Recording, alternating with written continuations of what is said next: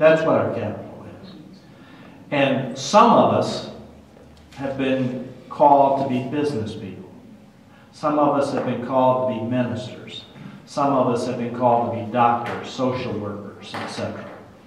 So our capital at its core are those gifts that God has given us.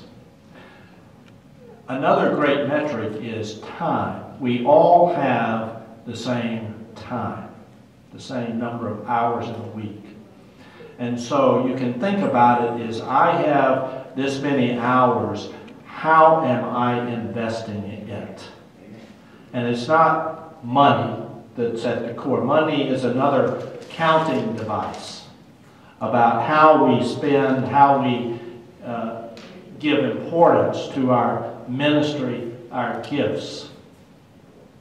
One of the most influential pastors I ever met, I did a summer project one summer in Oregon and Washington where I worked with small churches. We just did youth programs.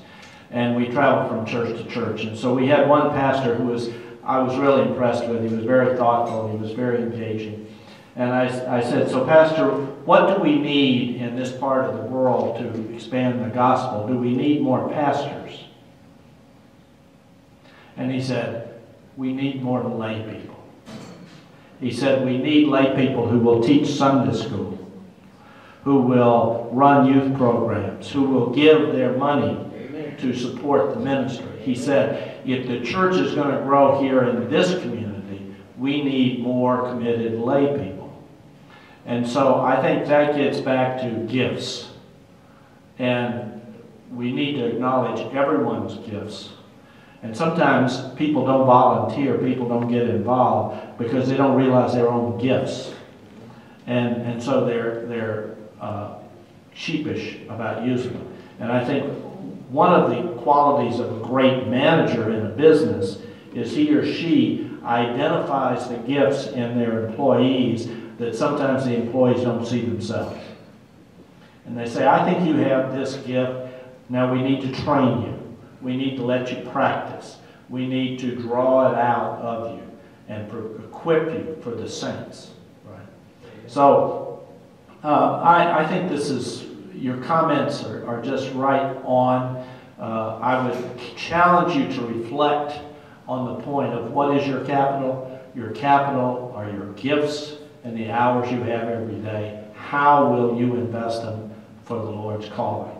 And take it from there. And money is one thing that we have to deal with, but it's not the real source of what we're about. Thank you.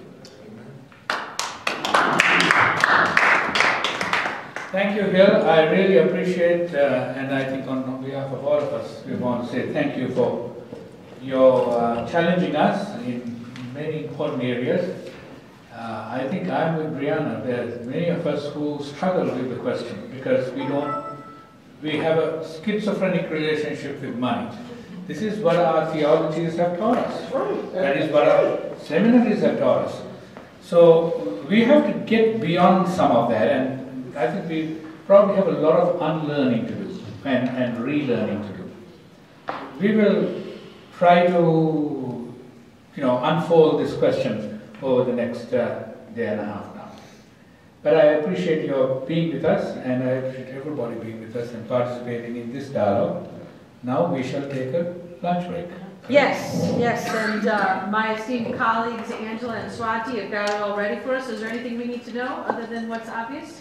It's there. Your name is on your boxes, so